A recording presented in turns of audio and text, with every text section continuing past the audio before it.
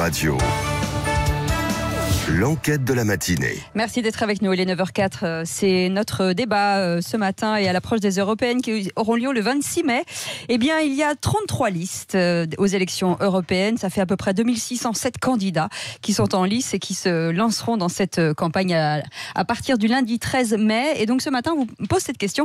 Est-ce qu'il y a trop de listes, Véronique Jacquier? Vous nous répondez bien sûr sur Twitter, #Sud Radio Matin. Vous commentez, vous donnez votre avis ou 0826 300 300. Alors, y a-t-il trop de listes du côté des auditeurs de Sud Radio sur le compte Twitter de Sud Radio? C'est oui. Oui à 86% avec Joël qui nous dit oui, trop de listes, donc trop de voix éparpillées.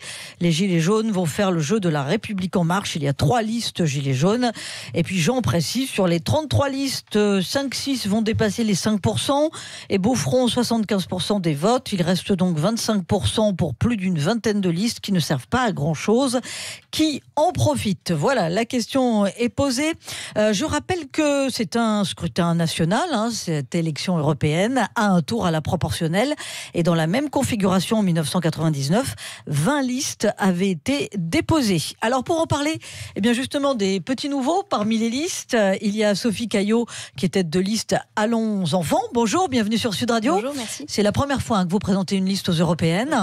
Même chose pour Audric Alexandre. Bonjour, bienvenue sur Sud Radio. Bonjour. Vous êtes tête de liste Patché, c'est-à-dire le Parti des citoyens européens. C'est ça, j'ai bien prononcé? C'est ça, c'est bien prononcé. Voilà. Et puis il y a aussi avec nous Bernard Maréchal qui est membre du collectif Carton Jaune.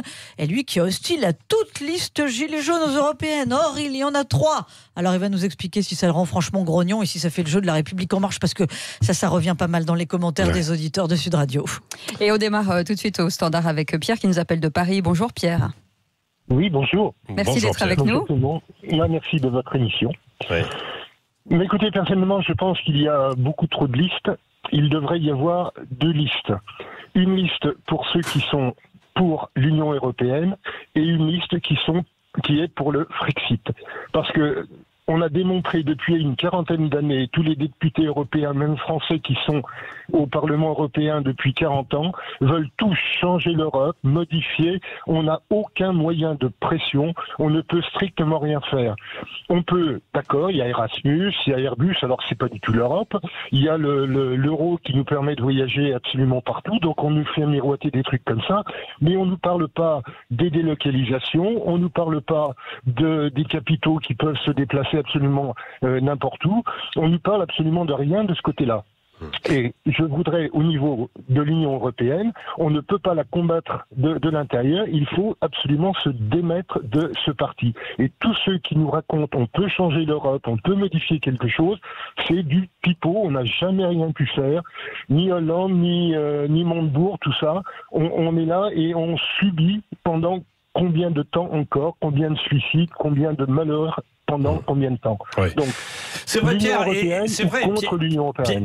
Pierre, c'est vrai. Bon, mais si on se pose et on fait un tout petit peu d'histoire, on peut se dire aussi qu'il y a quelques années, l'Europe n'existait pas en tant que telle et que ça a permis de l'ouvrir avec notamment les nouveaux pays d'Europe centrale et d'Europe de l'Est et d'ouvrir en fait les frontières et de pouvoir partager en fait des choses ensemble, ce qui n'existait pas auparavant. Il faut s'en souvenir quand même, non?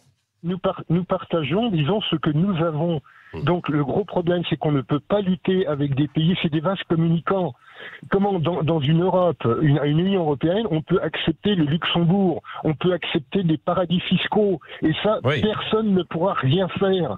D'accord qu'on ouvre à d'autres pays, qu'on soit ouvert sur l'extérieur, mais il y a tellement de choses que l'on ne peut rien faire.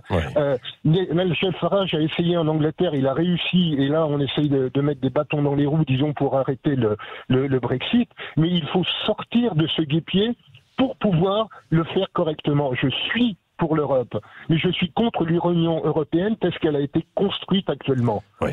Merci Pierre Pierre de votre témoignage. Alors, on s'éloignait un tout petit peu du sujet parce que notre sujet, nous, c'est est-ce qu'il y a trop de listes en fait aux européennes. Vous avez dit Pierre, oui, vous étiez très radical puisque vous disiez il faut une liste pour et une liste contre l'Europe. Sophie Caillot, tête de liste donc de Allons enfants. Pourquoi donc avoir présenté votre liste vous-même? Vous êtes assez jeune puisque vous représentez les actifs de moins de 30 ans. Hein. on est le premier parti à présenter une liste 100% jeune aux élections européennes. Parce que ce qu'on veut, c'est montrer qu'il y a des moins de 30 ans qui se bougent pour mobiliser les citoyennes et les citoyens autour des enjeux de notre génération. Mais pourquoi faire une liste et ne pas se présenter sur des partis, sur des listes qui existent déjà? D'autant que la plupart des listes, vous l'avez remarqué cette année, mais y compris les très grandes, sont menées par des très jeunes. 79 candidats en plus. Ouais, non, mais sont menées par des très jeunes, 23 ans, 29 ans. Oui, alors il y a des jeunes en tête de liste, et ça c'est une très bonne chose, on en est vraiment content. Nous, ce qu'on veut, c'est que les jeunes soient vraiment impliqués du début à la fin du processus de création de cette liste. Donc nous, nos jeunes, tous les moins de 30 ans, ont élaboré le programme, font la campagne au quotidien, c'est nous qui avons levé les fonds et c'est nous qui sommes candidats. Vous avez levé beaucoup de fonds ou pas? On est toujours en train de lever des fonds, on a créé une plateforme de financement participatif et citoyen, parce que c'est vrai qu'en tant que petit parti, c'est compliqué de mener une campagne électorale, mais on est d'autant plus fiers de réussir à le faire en prouvant qu'on n'est pas des professionnels et que pourtant on arrive à mobiliser les citoyennes et les citoyens. Ouais, Audric Alexandre, pour mener une campagne, il faut beaucoup d'argent ou pas? Et on avait quelqu'un ce matin à 7h10 qui nous disait avec 10 000 €, on va y arriver, ce qui est peu, effectivement, mais c'est-à-dire que tout va se passer quasiment sur Internet, quoi. Alors, si on veut le kit complet de bulletins de vote, d'affiches, de circulaires partout en France, ça se compte en plusieurs millions. Oui, ça c'est vrai. Ouais. Enfin, plusieurs millions, plusieurs centaines de milliers d'euros, oui. Ouais. Alors, 700 000 € rien que pour les bulletins de vote. Oui, oui. Donc, si on ajoute les affiches, les circulaires, ça monte beaucoup plus haut. Non, mais maintenant, on peut donc imprimer son bulletin de vote à la maison. Hein, c'est ça qui se fait. Voilà. Bon, je sais pas si ça se fait beaucoup. Non, mais ça peut se faire. Oui, tout à fait. Et vous, comment vous faites justement pour mener votre liste? Nous, on n'a pas plusieurs millions d'euros. On a beaucoup moins que ça, mais on a des convictions, on a envie d'y aller, on a des choses à proposer, un projet à porter, donc on y va. Oui, mais qui met l'argent alors, justement? Ce sont des contributeurs, Oui, ce sont des donateurs, oui. Des donateurs qui étaient déjà autour de vous auparavant pour vous décider. Oui. Pourquoi? Qu'est-ce qu'ils veulent? Je pense qu'ils veulent un renouvellement, ils croient en nous, parce qu'ils nous suivent depuis plusieurs années pour la plupart, donc ils savent quelles sont nos valeurs, quel est notre projet, et ils y croient. Oui. Mais en quoi votre projet se distingue d'un autre? C'est-à-dire, où se trouve votre foi? Citoyens européens. Alors nous, on est un parti européen, transnational, donc on a des activités dans plusieurs États de l'Union européenne, et on a un projet véritablement fédéraliste. On propose la création d'une république européenne, donc un véritable État fédéral, ce qui n'est pas le cas de par exemple la République En Marche. Le président Macron a très clairement dit qu'il n'était pas fédéraliste. Il est pour une Europe dirigée par l'Allemagne et la France qui imposerait leur vue aux autres. Nous, on est pour une Europe fédérale, une République européenne, c'est-à-dire démocratique. Et dans une démocratie, un citoyen égale un citoyen. Vous portez un projet avec beaucoup de foi, donc, mais on a évoqué la question financière. Si vous ne faites pas 3%, vous n'êtes pas remboursé de vos frais de campagne. Donc ça veut dire quand même que vous êtes sûr d'y laisser des plumes financièrement. Alors, on ne sait pas si on fera moins de 3%, puisqu'on n'est pas sondé. On n'est pas dans les sondages. Et si on ne récupère pas notre argent, c'est pas grave, on aura toujours nos convictions pour continuer. Bernard Maréchal, quand vous entendez Audric et Sophie qui disent c'est la démocratie qui doit s'exprimer, donc on doit présenter nos idées, les défendre, etc.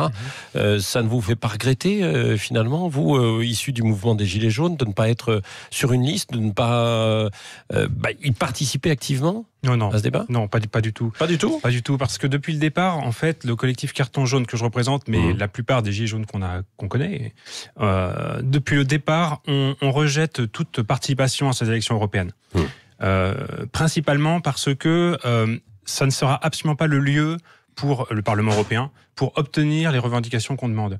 On demande notamment et surtout le référendum d'initiative citoyenne. Et ce référendum, on n'obtiendra pas au Parlement européen. De la même façon qu'on obtiendra... Pourquoi vous pourriez très bien l'obtenir avec d'autres forces venant d'autres pays. Je vois pas pourquoi. Parce que ça ne passera jamais. Ça ne passera jamais. Il faut être réaliste. Si vous renoncez dès le début, ça n'avancera pas. Non, on ne renonce pas du tout. Par contre, on va se concentrer... Vous renoncez. Oui, aux élections européennes. Mais attendez, les élections européennes, c'est maintenant. C'est-à-dire, depuis le mois de novembre, on a commencé notre mouvement des Gilets jaunes au mois de novembre. C'était déjà trop tard pour les élections européennes. Les élections européennes, ça se prépare presque un an et demi, 2 ans presque avant. Pour réunir les fonds, effectivement, on en a parlé, c'est une grande difficulté. Et puis pour la structure, c'est très compliqué. Donc nous, déjà en tant que Gilets jaunes, on se structure aujourd'hui. Et nous, notre objectif, ce sont les municipales, clairement. Donc on appelle tous les Français qui apprécient les Gilets jaunes à nous rejoindre. Oui, pourtant, il y a des Gilets jaunes qui se présentent quand même. Oui. Il y a 3 listes. Premièrement, qui se prétendent gilets jaunes. Oui. Tout d'abord. Oh, bah non, mais attendez, alors là, il n'y a pas d'exclusivité. Alors, oui. Je suis pas. Non, mais alors, Bernard Maréchal, là, vous êtes de mauvaise foi parce que vous avez dit. vous avez dit auparavant, on vous avait déjà invité sur Sud Radio que on pouvait tous être un gilet jaune. Alors, donc pourquoi vous dites qu'ils se prétendent être gilet jaune? Il y a le bon, il y a le mauvais gilet jaune. Non, pas du tout. On va faire le sketch des inconnus là. Je vais vous dire le mauvais chasseur, quoi. Je vais vous dire pourquoi. Parce que la plupart ont soutenu l'élection d'Emmanuel Macron, pour la plupart. C'est-à-dire que derrière, par exemple, M. Chalençon, il y a des anciens macronistes. On l'aura au téléphone. Oui, voilà. Il y a des anciens macronistes qui l'ont rejoint. Francis Lalanne, la liste de Francis Lalanne a appelé à élire Emmanuel Macron. Alexandre Jardin, Bernard Tapie, qui soutiennent certaines de ces listes, ont appelé à voter pour Emmanuel Macron. Donc, en fait, la plupart de ces listes, soi-disant jaunes, sont en fait des listes de soutien indirect à Emmanuel Macron. Oui.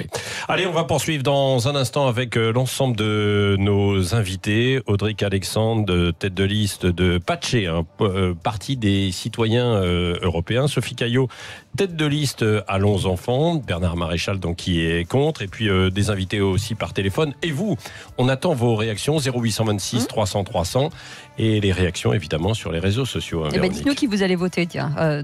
Donnez-nous des difficiles, sur des partis. C'est difficile, dans les 33, il faut déjà justement, c'est bien. Chacun a fait son choix. Il est 9h15. Restez avec nous, c'est le Grand Matin Sud Radio. Maïlan, le Grand Matin Sud Radio. L'enquête de la matinée. C'est la deuxième partie de notre enquête ce matin et on vous parle bien sûr de ces 33 listes aux européennes pour le 26 mai. Ça fait 2600 candidats, ça fait pas mal. Donc on vous demande si c'est pas un petit peu trop, s'il n'y en a pas trop selon vous. Vous nous répondez sur Twitter, #Sud Radio Matin. Vous donnez votre avis et vos commentaires bien entendu au 0826 300 300. On a envie de vous entendre ce matin avec Véronique Jacquier. Alors c'est toujours le oui qui l'emporte. Oui, il y a trop de listes à 86%, mais il y a Datax qui nous dit non, il n'y a pas trop de listes, il y a surtout trop de commentaires politiques sur les mêmes listes. Il y a une focale médiatique et surtout des commentaires qui parlent des têtes de sondage, alors que cette élection vise à répartir des députés, pas à désigner un gagnant. Et puis, autre commentaire, celui de Alexandre qui nous dit, attendez, il faut que je le retrouve, les gens de toute façon se moquent des élections européennes, ça fait des années que l'abstention gagne les élections. Alors je m'adresse à Sophie Caillot qui est tête de liste Allons Enfants et à Audric Alexandre, tête de liste pour le Parti des citoyens européens. Est-ce que vous vous dites, plus on est nombreux, mieux c'est, parce qu'on espère qu'on va faire revenir aux urnes les Français? Est-ce que vous avez cette ambition-là quand même? Parce que c'est vrai que c'est dur d'être abstentionniste quand on voit le choix qu'on a pour voter. Exactement. Il y a suffisamment de choix, je pense, pour que chacun puisse s'y retrouver. Et ça, c'est plutôt positif.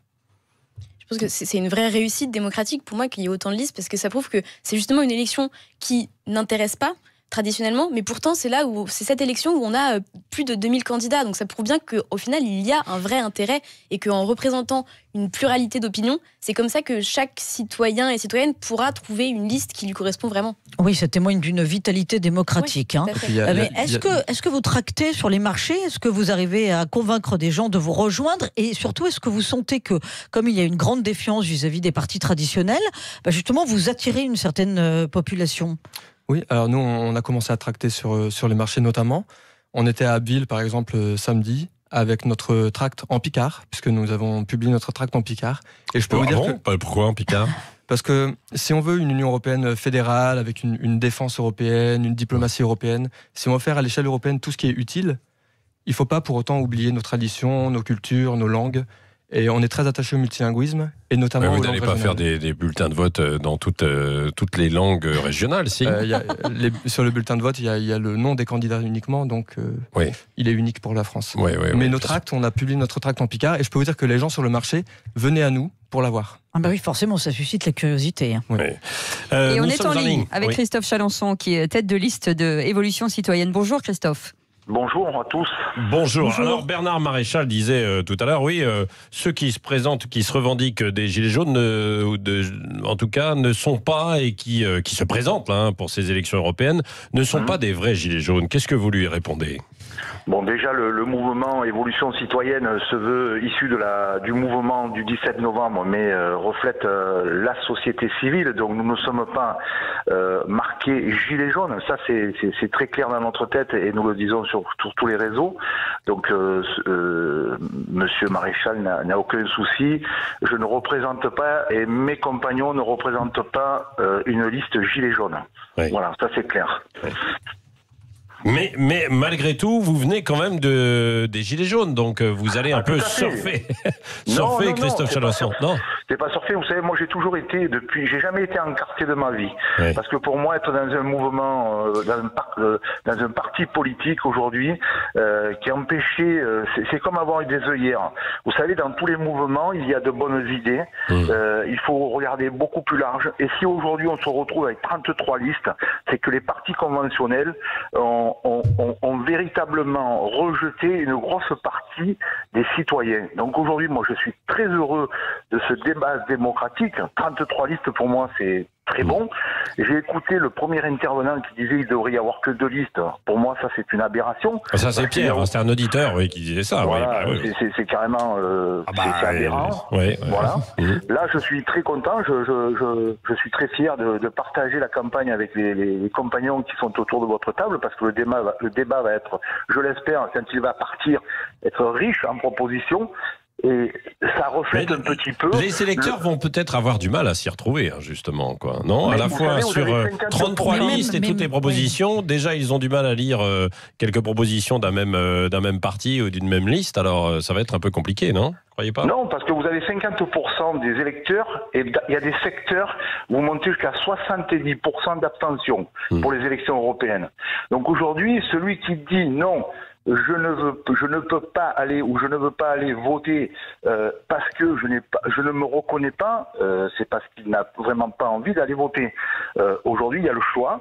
Il faut arrêter de dire que nous faisons le choix, nous, petite liste, de porter Macron au pouvoir, parce que si les 50% de gens, admettons 30%, se remettent à aller au bureau de vote et vont voter pour des petites listes, nous allons avoir des élus à l'Assemblée européenne. Et donc, c'est autant d'élus pour Macron ou pour Marine Le Pen qu'ils n'auront pas. Voilà. Question et réflexion de Bernard Maréchal pour vous, Christophe Chalençon. Oui, bonjour monsieur.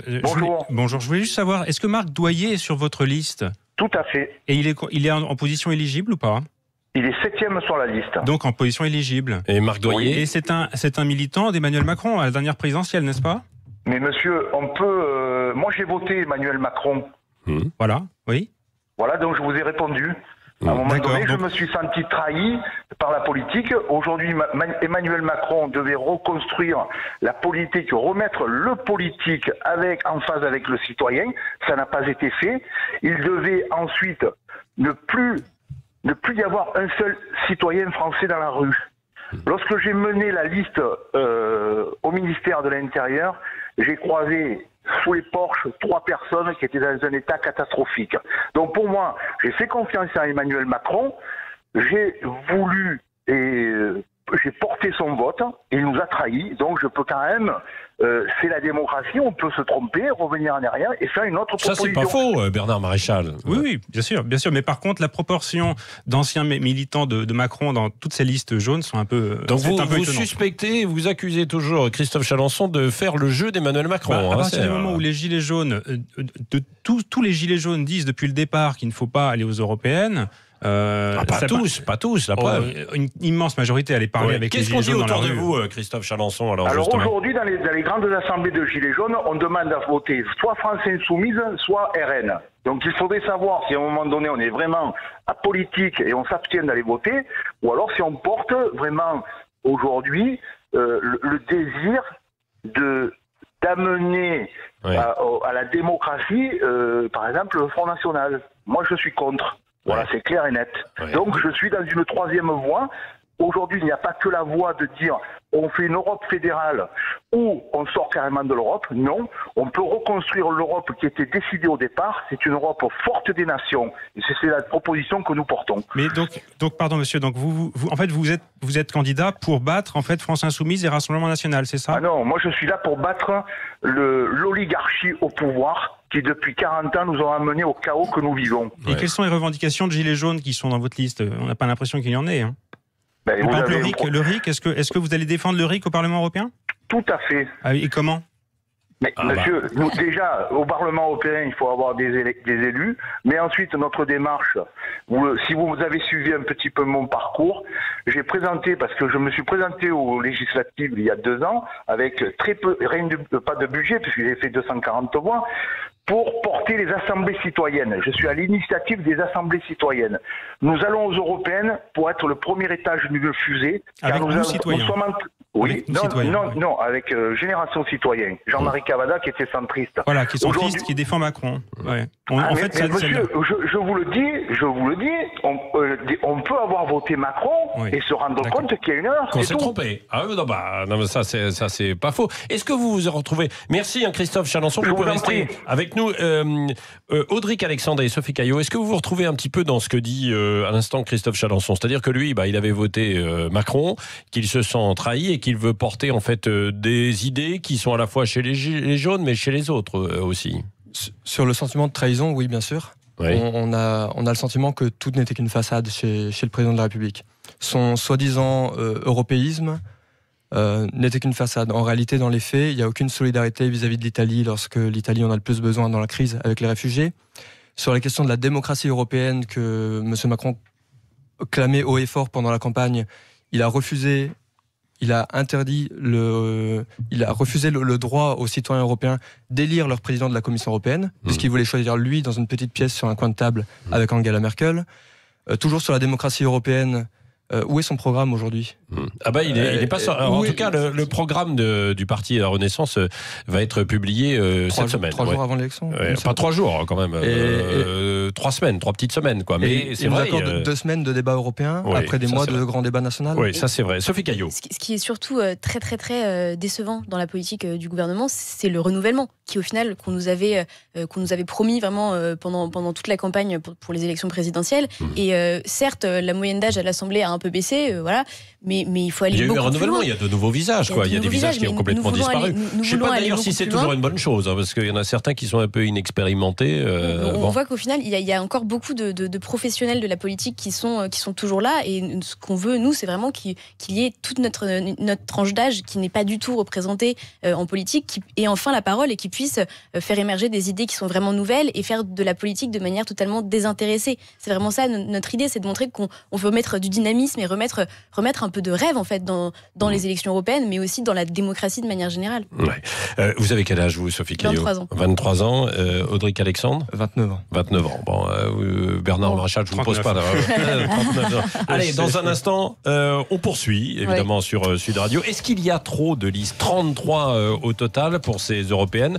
Nous sommes à moins de 3 semaines du scrutin. J'imagine que vous avez quelques réflexions aussi à faire. Vous n'hésitez pas, vous nous appelez 0826 300 300. Ou vous trouvez peut-être que c'est une opportunité de faire un choix et de vous associer à une liste sur ces 33 listes. Alors ça, c'est vrai. L'un ou l'autre, en tout cas, vous nous répondez sur Twitter, #Sud Radio Matin, 0826 300 300. Il est 9h28, on revient dans un instant.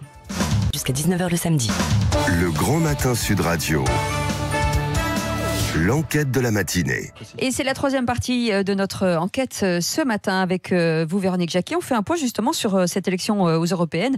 33 listes déposées, est-ce que c'est pas un peu beaucoup? Alors, pour les auditeurs de Sud Radio, sur le compte Twitter de Sud Radio, oui, c'est beaucoup, à 86%. Je vous lis le dernier commentaire. Eurasienne nous dit, attention aux listes faussement anti-Macron. Le président ne demande pas mieux qu'il y ait de nombreuses listes qui dispersent les voix de l'opposition. Étonnant que le showbiz qui avait appelé à voter pour Emmanuel Macron soit soudainement touché par la grâce et soutienne les gilets jaunes. Voilà. C'est pas tous. Non, pas tous, loin de là. Mais enfin, dans les commentaires de nos auditeurs par rapport à ces 86% de oui. Il y a trop de listes, ça signifie éparpillement, donc affaiblissement d'une voix qu'on veut porter. Alors, je m'adresse à Sophie Caillot, qui est tête de liste Allons Enfants, et à Audric Alexandre, qui est tête de liste pour le Parti des citoyens européens. Est-ce que vous avez l'impression, du coup, que vous allez manger des voix, et chez qui Sophie Caillot, vous marchez sur quel territoire en fait? Là, on est dans une élection qui a la particularité d'être une élection proportionnelle. Oui. Donc chaque voix compte. Et ça, il faut vraiment que tous les électeurs et les électrices l'aient en tête. Mais après, il faut arriver quand même. Non, mais alors justement, j'en profite pour dire que le seuil d'éligibilité est de 5%. C'est-à-dire qu'il faut que le parti fasse 5% pour bénéficier d'un siège proportionnellement à son nombre de voix. Bon, vous savez que vous n'allez pas y arriver. Je sais bien que la foi sauve. J'espère bien que si. Non, mais d'accord, mais enfin, quand on voit la pléiade des petites listes, quand on voit l'histoire des petites listes aux élections européennes, c'est compliqué quand même. Faire 5%, même le parti de Raphaël Glucksmann en ce moment est descendu en dessous de 5%. C'est très compliqué, mais c'est justement un défi qui est vraiment, qui est passionnant. Enfin, on va à la rencontre des personnes sur les marchés, mais pas que. On essaye de convaincre et on voit que ça prend. Les gens ne nous connaissent pas parce que pour l'instant on n'est pas suffisamment médiatisé, mais ça vient de plus en plus. Et en effet, ça parle aux personnes qu'on rencontre. Donc on y croit, bien sûr qu'on y croit, heureusement. Alors, heureusement, vous avez quand même un sacré défi, c'est que 27% des 18-35 ans en 2014 n'avaient pas voté. Ont voté, 27% Pardon, ont voté, oui. Donc ouais, le taux d'abstention est énorme aux élections européennes chez les jeunes. Hein. Oui. Donc là, vous avez vraiment une carte à jouer. Oui, et c'est bien pour ça aussi qu'on a créé ce parti et qu'on a monté cette liste, c'est pour montrer aux jeunes qu'à 18, 20 ou 25 ans, on a des idées qui méritent d'être entendues et qu'il faut qu'on arrête de nous décrédibiliser et nous-mêmes de nous auto-censurer et qu'on a énormément à faire et qu'en portant cette voix jeune, on va pouvoir parler à toute la population. Oui, mais qu'est-ce que vous tenez comme discours? Parce qu'il y a aussi 57% des jeunes qui pensent qu'ils sont exclus de la vie économique et sociale et qui ne voient pas d'intérêt à l'Europe, qui disent finalement, moi, mes problèmes viennent de ce mode de fonctionnement européen. Vous leur vantez quoi en Europe? Qu'est-ce qu'il y a de bon? Qu'est-ce qu'il y a de pas bon? Déjà, on leur explique qu'ils peuvent eux-mêmes être partie prenante à tout ce projet et qu'en effet, on se sent déconnecté, notamment en tant que jeunes, parce qu'on a l'impression de ne pas être consulté sur la construction de ce projet. On se sent éloigné et c'est tout le temps des personnes plus âgées qui prennent des décisions, mais au final, ces personnes-là, elles ne verront pas les conséquences des décisions qu'elles prennent aujourd'hui parce qu'elles s'appliqueront dans 50 ans. Et donc, montrer aux jeunes que si c'est maintenant qu'on s'engage tous pour faire valoir nos idées, et on pourra avoir une Europe qui nous corresponde plus. Oui, et comme tous les deux, vous êtes très jeunes, Sophie Caillot, 22 ans, 22 ou 23 23, pardon. Et Audric Alexandre, 29 ans. Pourquoi vous ne fusionneriez pas tous les deux? Expliquez-nous la différence. Forcément les mêmes idées. Expliquez-nous la différence dans votre combat. J'ai adoré le regard. Je pense qu'on serait tout à fait prêts à travailler ensemble lorsque nous serons l'un et l'autre au Parlement européen. Aujourd'hui, on porte un projet qui est sans doute différent. Nous, vous, c'est l'aspect fédéral qui compte. L'aspect fédéral, et puis on a des gens très divers sur notre liste et on croise les générations notamment. On a des personnes très jeunes, on a des personnes très âgées, puis on a des gens qui se trouvent au milieu. On a une grande diversité socio-professionnelle, on a une diversité de nationalités aussi. On a des Allemands, une Polonaise, des Espagnols. Donc on est plus dans l'optique de dialoguer entre différents groupes de population. Oui. On va au standard. Et on va au standard. Nous sommes avec Ben. Ben, oui, qui nous appelle de l'Hérault. Bonjour Ben. Bonjour Ben. Oui, bonjour Cécile, bonjour Véronique, bonjour Patrick. Bonjour. Et bonjour à vos invités. Oui. Moi, je trouve qu'il n'y a pas trop de listes, non. Au contraire, il faut un gain de démocratie. Je veux dire, on dit que bien souvent on entend dire que la politique, ça n'intéresse pas les gens, etc., etc. Ce qui est vrai dans un certain sens. Oui. Mais ce qui est bien aussi, c'est qu'il y a une multitude de listes afin que l'électeur fasse son choix. Ensuite, deuxièmement, j'entendais parler de la jeunesse. Moi, ce que je voulais dire, c'est qu'il ne suffit pas d'être jeune. Il suffit d'avoir surtout un bon projet. Oui, ça c'est vrai. Et être pédagogue. Je suis bien d'accord avec vous. Voilà, parce que, vous savez, la jeunesse, c'est une belle chose. C'est vrai qu'on a besoin de comment on appelle ça, d'idées neuves. Mais dans ce sens, pas au niveau de la carte ou de la date de naissance. Voilà. Oui, je suis tout à fait d'accord avec vous, monsieur. Mais c'est Sophie Caillot, de Allons Enfants, qui vous répond. Je suis tout à fait d'accord. Je me permets de vous dire qu'on a un programme, bien sûr, on a des idées et on base pas tout notre projet sur notre jeunesse et c'est notre élément différenciant, mais bien évidemment on a un programme et vous avez tout à fait raison, être jeune ne suffit pas à convaincre une personne de voter pour nous. Et même quelquefois, pour aller plus loin, ça peut même être un handicap. Parce qu'on est dans une société où les gens font confiance à des gens expérimentés. Et quand vous leur dites que vous êtes jeune, systématiquement, vous perdez une... comment on appelle ça la crédibilité. Oui, tout à fait. Donc ça peut même se retourner contre vous. Ensuite, pour répondre au monsieur qui est contre la liste des Gilets jaunes... Bernard Maréchal, oui. Oui, je voudrais dire à ce monsieur que les Gilets jaunes, avant tout, c'est des citoyens. Oui. Hein, et s'ils ont envie de se présenter aux élections, eh bien, ils ont bien le droit. Et s'ils veulent même se présenter aux élections municipales, eh bien, c'est tout à fait leur droit. Et c'est la démocratie. Chacun est libre. C'est pas parce que qu'ils ont voté Macron qu'il faut qu'automatiquement les mette dans un placard et terminer. Je suis tout à fait d'accord avec vous. Voilà, moi j'ai voté Macron. Je vous cache pas, j'ai voté Macron. Mais j'ai pas voté Macron par rapport à son projet. J'ai voté Macron pour faire barrage au Rassemblement national. Vous voyez ce que je veux dire? Et je trouve que Macron, il n'a pas trahi son programme. Hein. Il fait son programme. Macron, il va pas vous faire le programme de la France insoumise. Hein. Ben oui, forcément, il va pas. Voilà, au contraire, moi je trouve que il a même amélioré son programme. Ouais. Il a mis un peu plus de social. Alors ne dites pas que vous avez été trahi par Macron, parce que c'est pas vrai. Mais vous êtes un peu déçu ou pas, Ben? Non, franchement non. Parce que moi je crois à la responsabilité du citoyen. Ouais. Parce qu'on est dans un pays. Non, mais je veux dire par rapport à Emmanuel Macron.